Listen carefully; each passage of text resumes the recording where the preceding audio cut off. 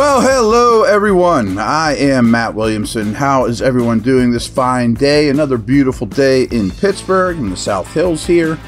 And we are preparing for Super Bowl weekend. Pretty psyched up about that matchup. I'm going to mention those teams a little in the second half of today's pod. But I owe you guys some final stats on the Steelers offense. We still have the whole defense to cover. Want to go over that quickly for the first half of the podcast and then talk about something that you'll see a lot on Sunday, but also influences the Steelers quite a bit. So the Steelers offense was on the field this year for 1,135 snaps, including the playoff game. So 18 games, 1,135. 20 different players on offense played 131 snaps or more. 18 players played 202 snaps or more. 16 players played over 400 snaps.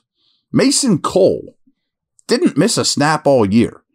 Now, that's great, but what if that was Zach Frazier or Powers Johnson from Oregon or a free agent that's better than Mason Cole and didn't miss a snap all year? I mean, that's 1/11 of your snaps on offense all went to, frankly, one of your worst players.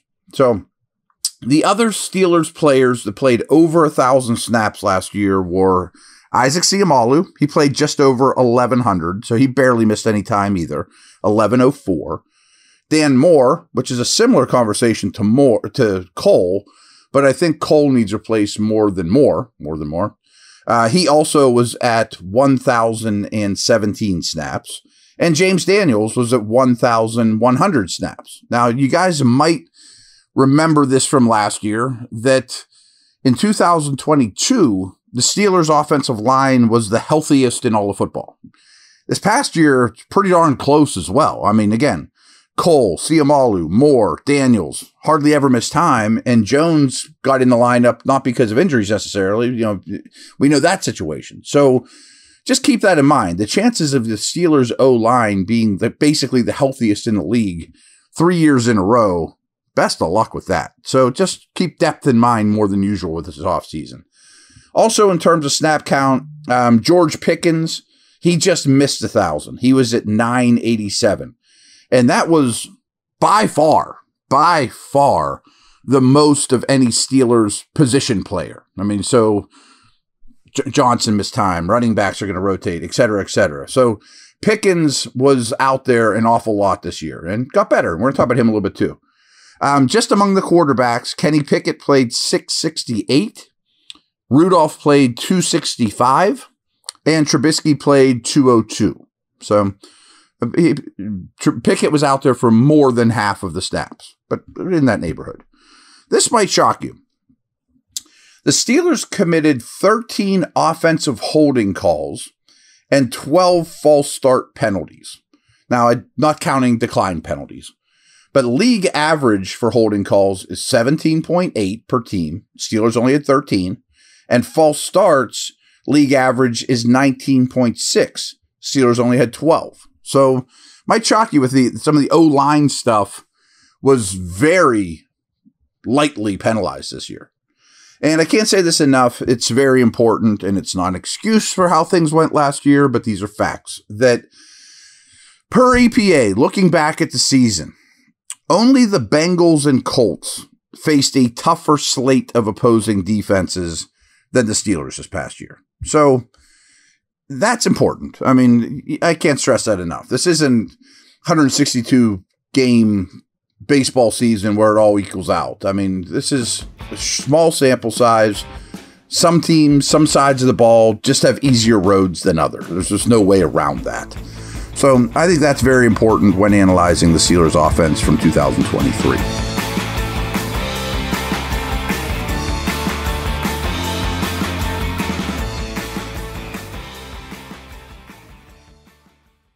Guys, the big game is finally here. BetOnline is your #1 source for playoff football odds, stats, trends, and lines. With everything from point spreads to hundreds of player performance props, the dozens of odds, props, and info on hundreds of sports, events, politics, and entertainment, you can access the world's best wagering information anytime from your desktop or your mobile device. It's super easy. Head to BetOnline today and stay updated on all the action. BetOnline, the game starts here.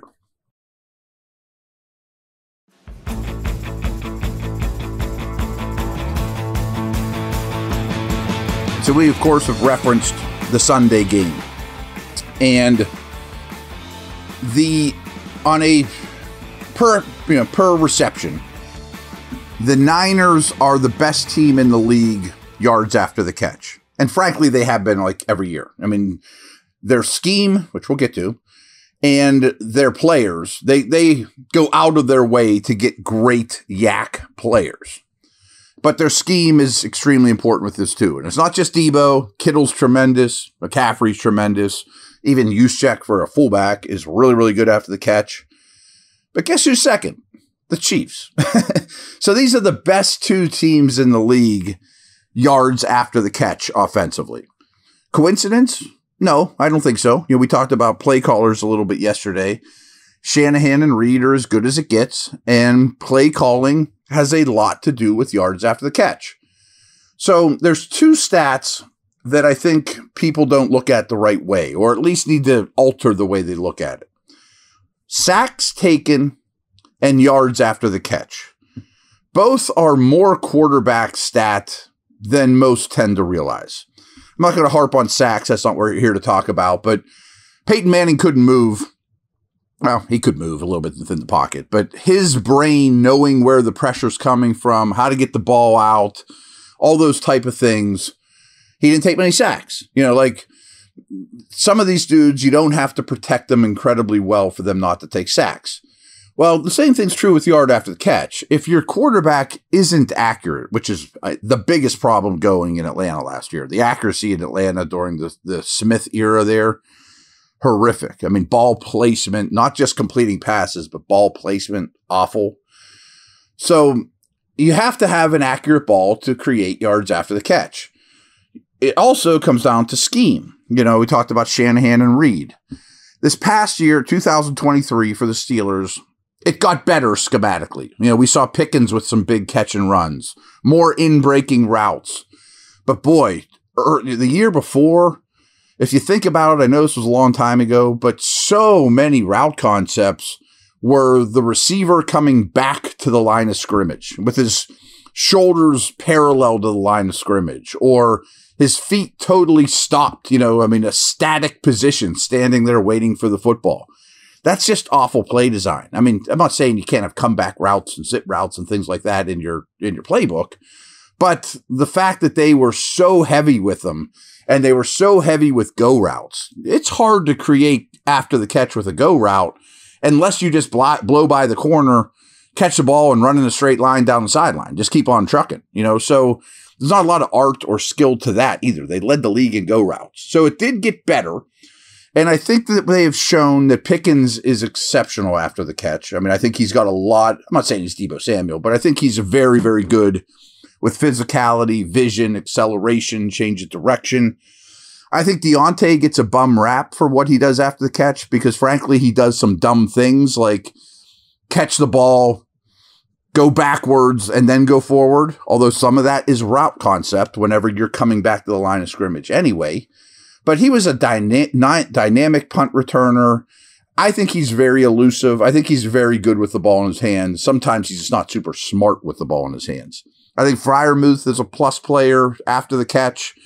Same with Hayward. Both the backs, especially Warren, are fine in that capacity, especially Warren.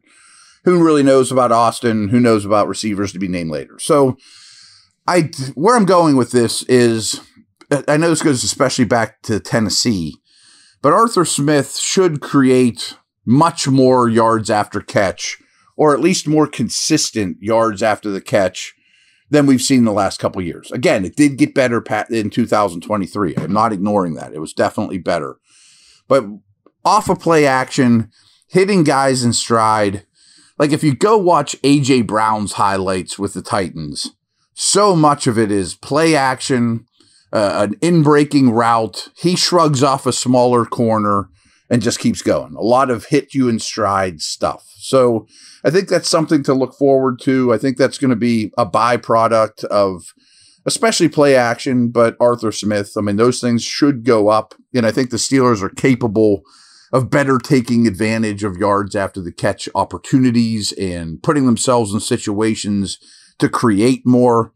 Now, I'm not saying they're going to be the Chiefs or Niners, but pay attention on Sunday. I mean, that game could come down to tackling. Who misses a tackle, who's not in the right position on after the catch, tackling the catch or taking away the middle of the field where a lot of yards after a catch comes, it's hard to get yards after catch on an out route or down the sidelines and someone can just bump you out of bounds. A lot of yards after catch comes over the middle, in stride, in motion. So the team that tackles best, takes the best angles and takes away the middle of the field defensively might end up winning that game. And, look at it through a Steelers lens a little bit. Like, boy, it'd be nice to have some more after the catch from a pretty good set of weapons. And I think we will get that going forward with Arthur Smith as the offensive coordinator. All right, guys, thanks. Talk to you soon. Over and out.